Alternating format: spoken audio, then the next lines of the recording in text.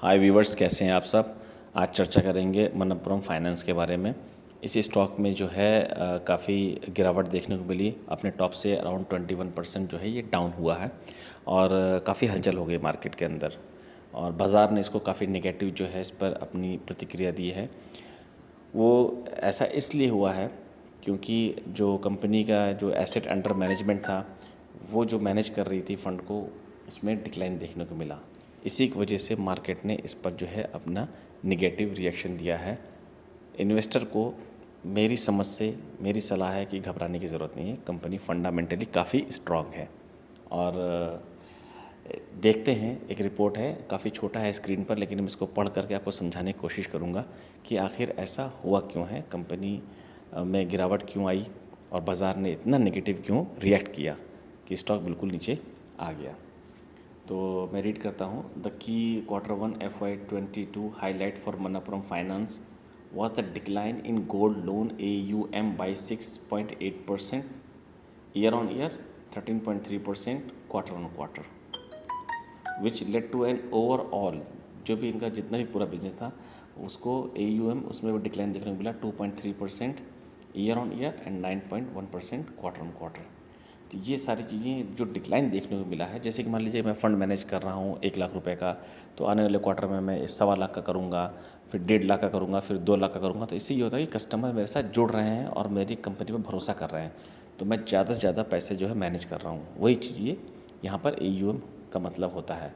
आज जब इसमें डिक्लाइन आएगा तो इसका मतलब ये हो गया कि लोग मुझ पर ट्रस्ट नहीं कर रहे, या मेरे पास नए कस्टमर नहीं बन रहे, जो पुराने कस्टमर वो भी जा रहे हैं, तो जो मेरा पूरा फंड है वो कम होता जा रहा है। तो ये एक नेगेटिव साइन होता है कंपनी का। इसी की वजह से बाज़ार ने इतना नेगेटिव रिएक्ट किया है। और इसकी वजह क्या है, रीज़न क्या है, वो भी देखिए, समझने की कोशिश करिए। इसमें लिखा हुआ है जो लॉकडाउन था इसकी वजह से जो इनका प्रोडक्ट स्ट्रक्चर था वो इफ़ेक्ट हुआ। दूसरा, इनके ब्रांच क्लोज़र हुए। अच्छा, एक चीज़ साफ़ यहाँ पर मैनेजमेंट ने बता दी है कि कुछ ब्रांच जो हैं वो उनके क्लोज़ हो गए थे, ऑपरेशन में नहीं थे लॉकडाउन की वजह से। तो मैनेजमेंट ने काफ़ी अपने आप को ट्रांसपेरेंट रखा है, अपने शेयर होल्डर को ये साफ साफ बता दिया है। चाहती तो इसको हाइड भी कर सकती थी। और दूसरी चीज़ ये है कि विड्रॉल ऑफ द कोलैटरल, जो भी लोगों ने गोल्ड रखा था और प्राइस में जब डिक्रीज़ हुआ तो उन्होंने उस कोलैटरल को भी निकाल लिया है। इसकी वजह से भी AUM में गिरावट देखने को मिली है। तो ये सारे रीज़न रहे हैं जिससे बाज़ार ने, मेन रीज़न बिल्कुल यही था। बाकी सारी चीज़ें तो overall business up and down होता है, प्रॉफिट, ये सारी चीज़ें में कोई ज़्यादा फ़र्क नहीं पड़ा है। तो घबराने की ज़रूरत नहीं है इन्वेस्टर्स को, मेरी सलाह है। और जिन्होंने अपने माल को ऊपर के लेवल पे नहीं बेचा, यानी कि 206 या 200 पे अपने आप नहीं निकले हैं, तो अब बिल्कुल भी पैनिक ना करें स्टॉक में। मेरी सलाह है मतलब कि होल्ड करने की। अगर आप फंसे हुए हैं तो होल्ड कर सकते हैं, स्टॉक अपने लेवल को दोबारा ये टच करेगा, जहाँ तक मेरा मानना है।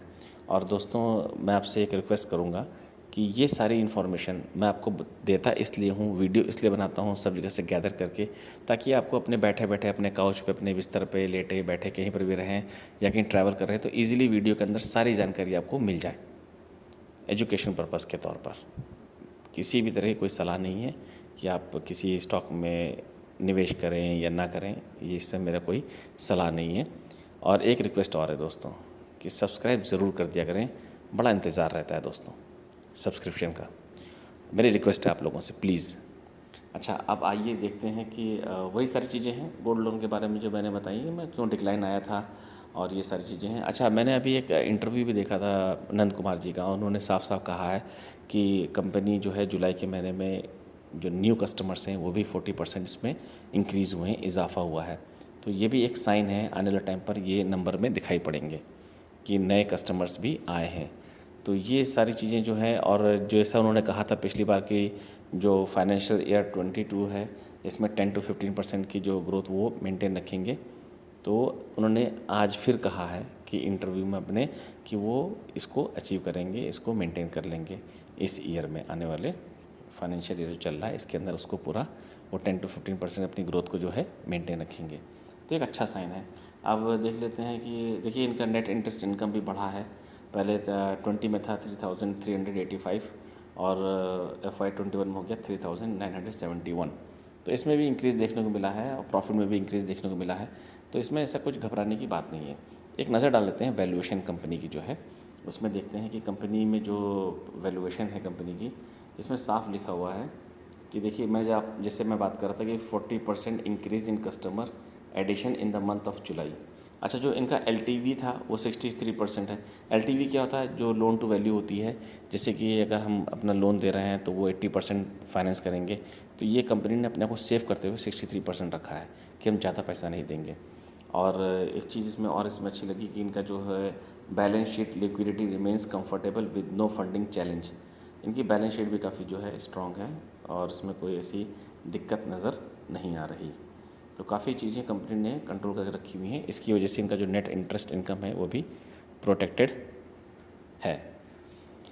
अब जो है मैं आप लोगों को एक सलाह दूंगा कि इसमें क्या इस पहले रिकमेंडेशन रही है, पहले क्या रिकमेंडेशन रही है और अभी क्या रिकमेंडेशन है, जितने भी ब्रोकरेज फर्म हैं बड़ी, वो क्या कह रही हैं।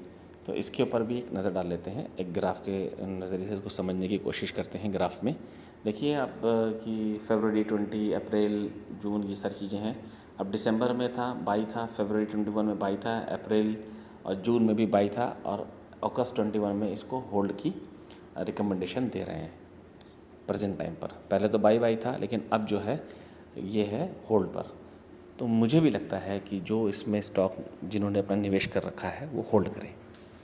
और 166 के लेवल पर कंपनी ने, स्टॉक ने अपना अच्छा सपोर्ट बनाया है। 166 का लेवल, वहाँ वो उसको नहीं तोड़ा इसने और आज भी वहाँ पर सस्टेन हुआ है। तो मेरा मानना है कि आने वाला जो इसका टारगेट होगा वो 185, 194 और मुझे तो पूरी उम्मीद है कि ये 200 के लेवल को भी टच करेगा। तो दोस्तों जो है बने रहिए और जो है अपने पैसे को संभाल के रखिए, सही जगह निवेश करिए, अपने फाइनेंशियल एडवाइज़र से सलाह लीजिए। उसके बाद ही किसी तरह कोई सलाह माफ़ कीजिएगा, उसी के बाद जो है अपना निवेश करें सलाह लेने के बाद। मेरा सिर्फ जो मोटिव है, जो मेरा बताने का मकसद है वो ये है कि आप बिल्कुल घबराएं ना, पैनिक ना हो जिन्होंने इन्वेस्ट कर रखा है। और जो नया इन्वेस्ट करना चाहते हैं वो यहाँ पर अपनी पोजीशन चाहें तो बना सकते हैं और अपने एक स्टॉप लॉस रख सकते हैं अराउंड 164.3 के आसपास। अगर वहाँ से 165 के पास ये नीचे जाएगा तो ये 150 के आसपास ये फिर अपना सपोर्ट बनाएगा। तो दोस्तों उम्मीद करता हूँ कि वीडियो पसंद आया होगा। प्लीज़ लाइक करें और शेयर ज़रूर करें, सब्सक्राइब करें। Thank you, bye bye, take care.